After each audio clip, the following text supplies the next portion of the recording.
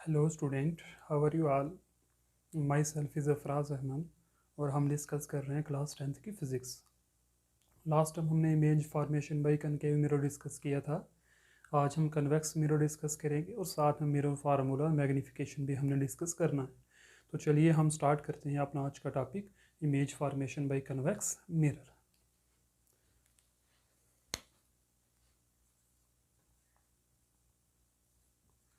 Image formation by convex mirror. तो convex mirror क्या होता है कि जिसका जो सेंटर ऑफ कर्वेचर जहाँ हम फोकस का है तो वो अवे होता है कहाँ से, रिफ्लेक्टेड साइड से। यानी इस किस्म का ये मिरर होता है। ये वाला इस मिरर होता है, यहाँ पर है इसका फोकस और यहाँ पर है सेंटर ऑफ कर्वेचर और ये इनर साइड पॉलिश्ड होता है। Okay, this is the principal axis, virtual principal axis हम कह सकते हैं इसको, जो हम ये यहाँ से बिल्कुल इसके यहाँ से ड्रैग करेंगे। अब स्टूडेंट, इमेज फॉर्मेशन में मैंने आपको बताया था, हम सबसे पहले हम क्या करते हैं कि पोजीशन ऑफ ऑब्जेक्ट मालूम करते हैं, फिर इमेज कहाँ बन रही है, फिर इमेज का नेचर कैसा है, फिर इमेज का साइज़ कैसा है। तो चलिए हम स्टार्ट करते हैं। सबसे नंबर वन केस जो हमारा होगा, नंबर वन केस है हमारा पोजीशन ऑफ ऑब्जेक्ट।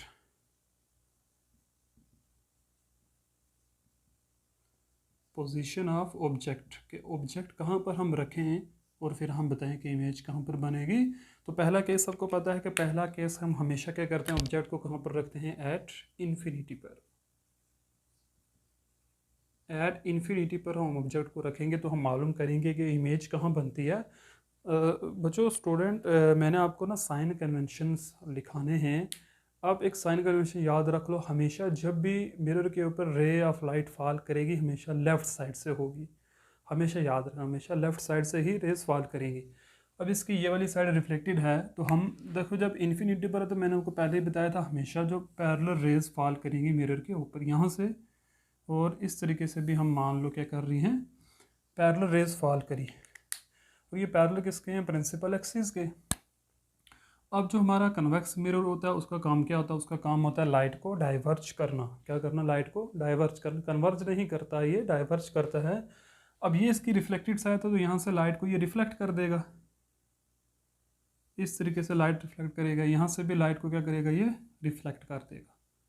ठीक है, ये देख लो आप, ये लाइट को इसने रिफ्लेक्ट किया। मिरर का काम होता है ना रिफ्लेक्ट करना। यहाँ पर पोल है मिरर का। अब आप मुझे बताइए, क्या आफ्टर रिफ्लेक्शन रेस मैच करी, यानी एक दूसरे को कन्वर्ज कर रही है, इंटरसेक्ट कर रही है? नहीं, क्योंकि वो तो डाइवर्ज करके चली जाएंगी। अब अपने याद रखना, कन्वेक्स मिरर के केस के अंदर इमेजेस जो बनती हैं वो कैसी होती हैं, वो होती हैं वर्चुअल इमेजेस। क्यों? ये अप्योर होगा, ये आपको ऐसा लगेगा, अगर आप कहीं इस साइड से देखो तो आपको ऐसा लगेगा ये रे कहाँ से आ रही है, फ्रॉम द फोकस से, from the focus of the mirror.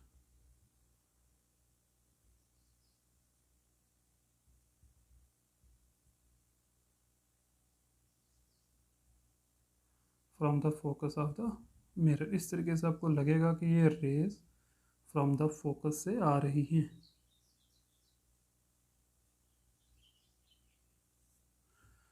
यहाँ से इट मीन्स इस केस में भी इमेज कहाँ पर बनेगी, बनेगी फोकस पर ही, लेकिन बनेगी वर्चुअल स्टूडेंट, क्योंकि ये अपेयर हो रही है। तो हम क्या कहेंगे, नंबर सेकंड क्या हमारा, position of image.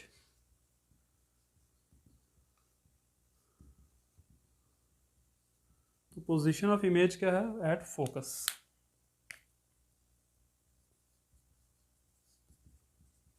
At focus of the mirror. उसके बाद हम क्या डिस्कस करते हैं, नेचर कैसा है इमेज का। तो बताइए इमेज का नेचर कैसा है, वर्चुअल है, रियल है, कैसी है, nature of image.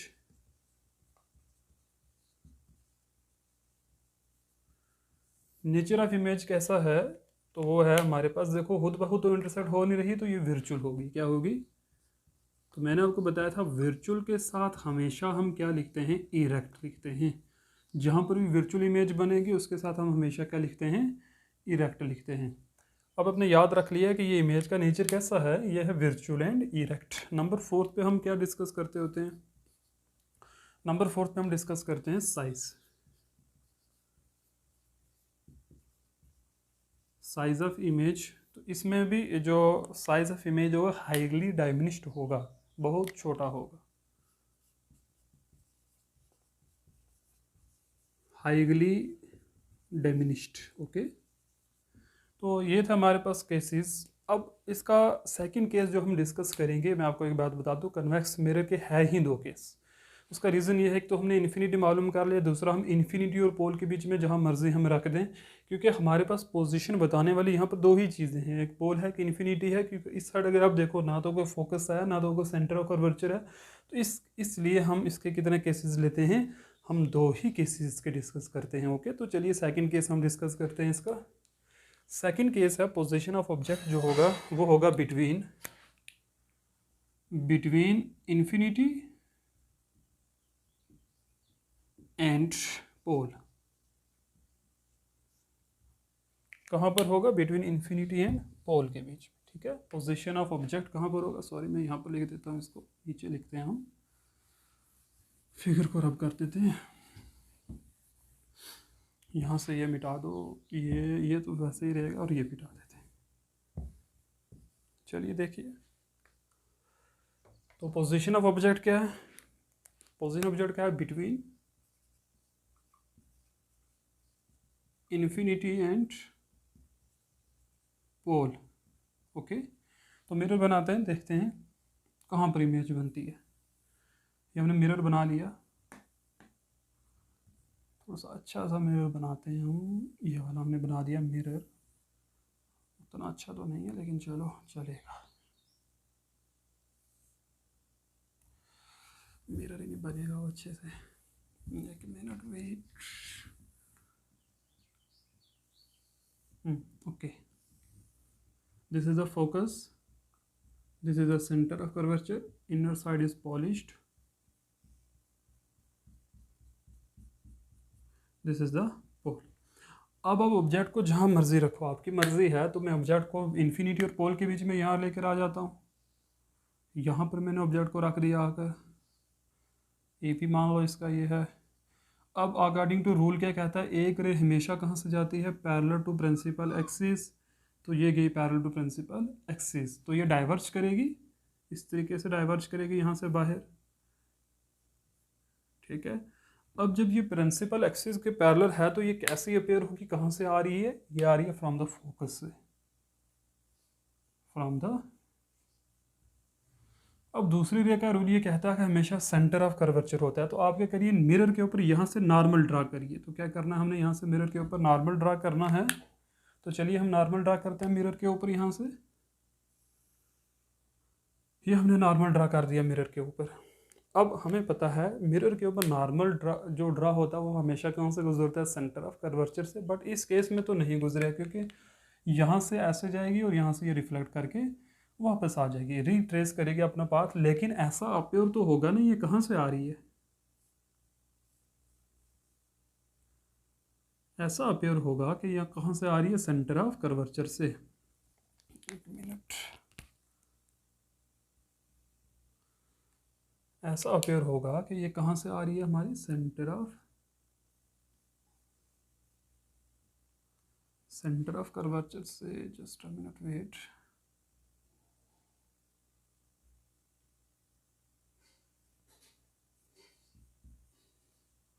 This is okay.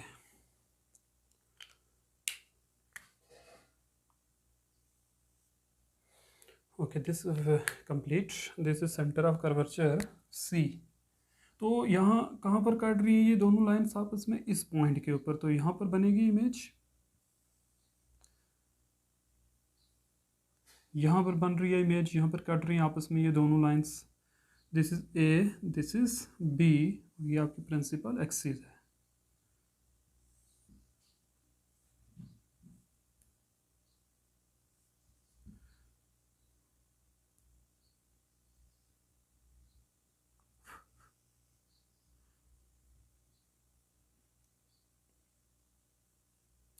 Okay student, तो आपने देखा कि जब हम पोल और कहीं पर भी हम अगर इन्फिनिटी और पोल के बीच में ऑब्जेक्ट को लेकर आते हैं तो इमेज हमेशा कहाँ पर बनती है, वो बनती है बिटवीन, हम कहते हैं पोजीशन ऑफ इमेज क्या होगी, तो पोजीशन ऑफ इमेज क्या होगी,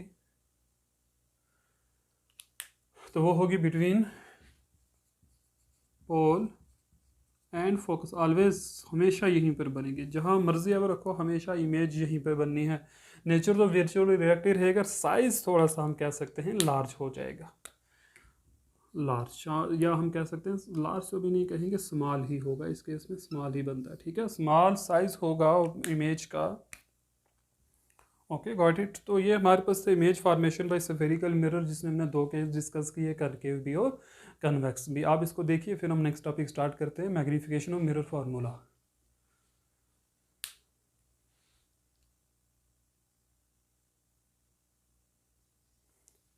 चलिए स्टूडेंट, नेक्स्ट टॉपिक हम डिस्कस करते हैं।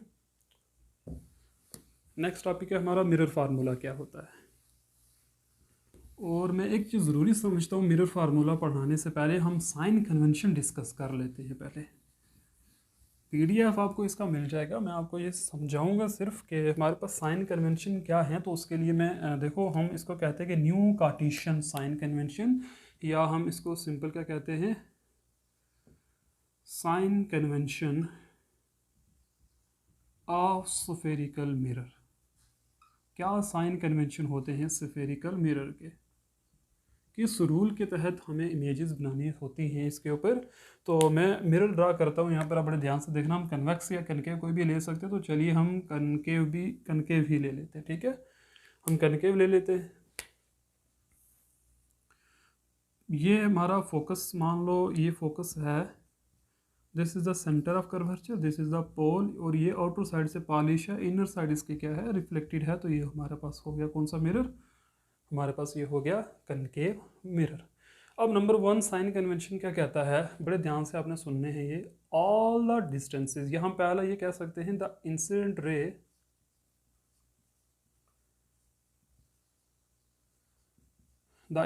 रे is always fall on the mirror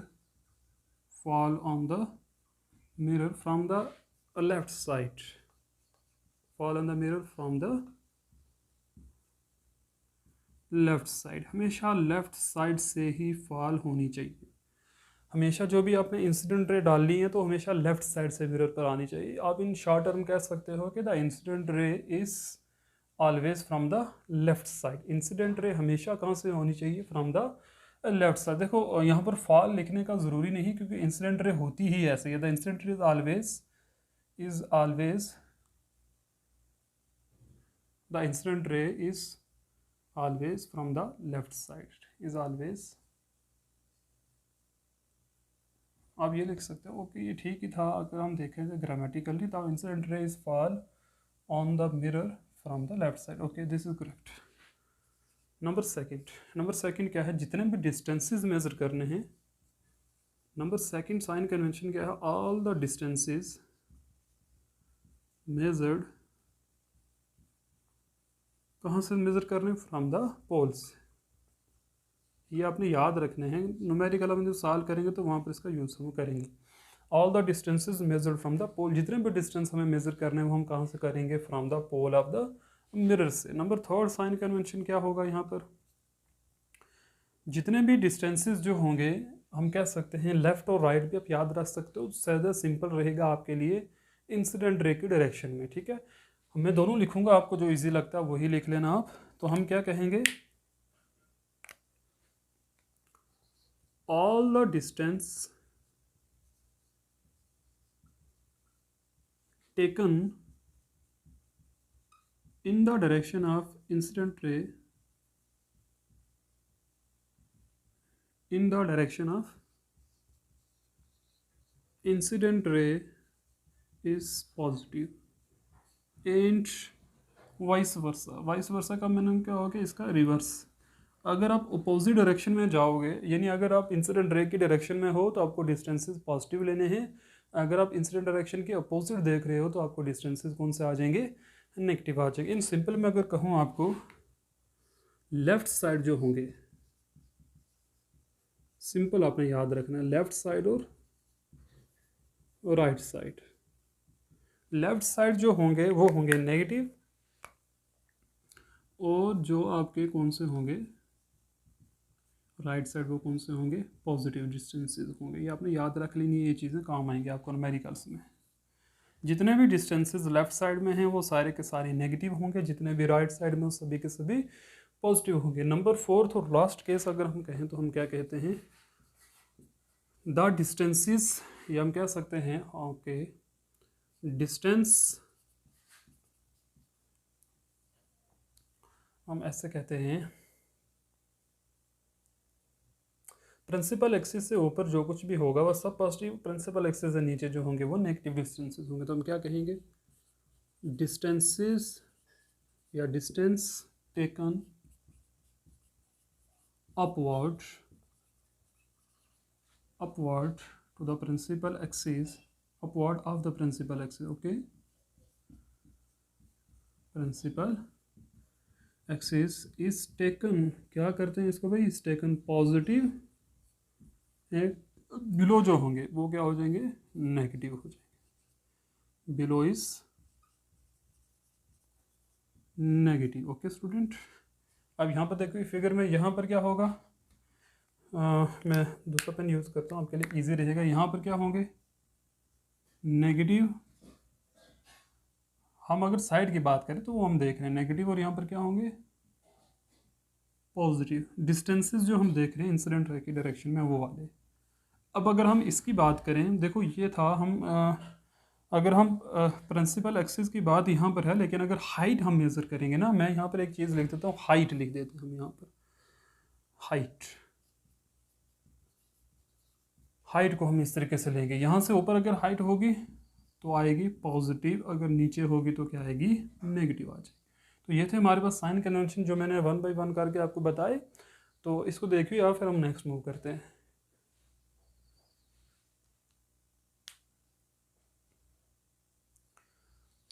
okay next है हमारे पास मिरर फार्मूला।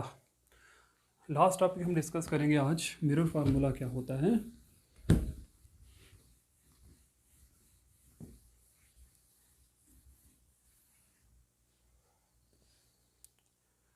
बहुत इंपॉर्टेंट है ये मिरर फार्मूला। आगे जाकर आपको इनके प्रूफ भी करने हैं, बट यहाँ पर प्रूफ नहीं है, हमें सिंपल एक रिलेशन है इसका, मिरर फार्मूला। तो मिरर फार्मूला पढ़ने से पहले मैं आपको एक तो हम जानते हैं फोकल लेंथ के बारे में, इमेज डिस्टेंस और ऑब्जेक्ट डिस्टेंस हमें नहीं पता है, तो पहले हम वो देख लेते हैं, फिर मैं आपको मिरर फार्मूले की डेफिनेशन बताता हूँ क्या होती है। तो उससे पहले आप मुझे बताइए ऑब्जेक्ट डिस्टेंस किसे कहते हैं। तो याद रखना है, ऑब्जेक्ट डिस्टेंस वो डिस्टेंस होता है कि पोल से कितने दूरी पर आपने ऑब्जेक्ट को प्लेस करके रखा हुआ है। The distance of object from the pole of the mirror is called as object distance. Okay, तो हम क्या कहेंगे, ऑब्जेक्ट डिस्टेंस क्या होता है, the distance of object from the pole of the mirror, pole of the mirror is called object distance। और इसको हम किससे डिनोट करते हैं, it is denoted by u। ये याद आपने रखना है, इस u से हम ऑब्जेक्ट डिस्टेंस को डिनोट करते हैं, ये u है। ओके, अब नेक्स्ट हमारे पास इमेज डिस्टेंस क्या होता है, तो सिमिलर होगा वो भी, the distance of image from the pole of the mirror. तो अगर हम इमेज डिस्टेंस की बात करें तो इमेज डिस्टेंस क्या है, द डिस्टेंस ऑफ इमेज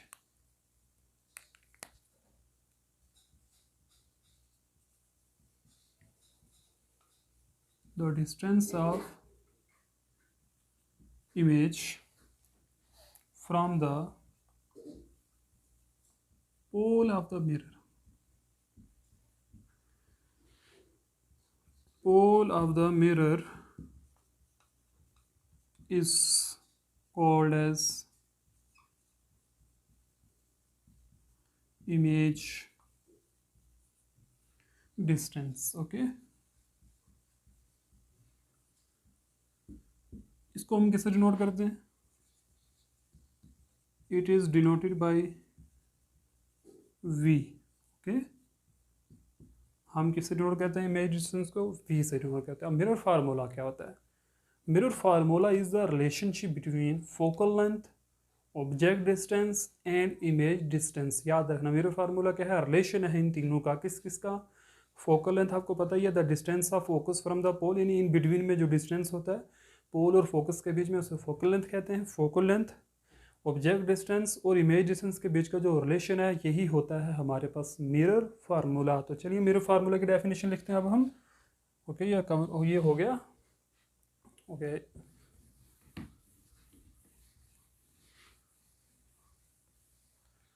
तो हम क्या लिखेंगे? मिरर फार्मूला क्या है? मिरर फार्मूला क्या है? The relation between focal length, object distance and image distance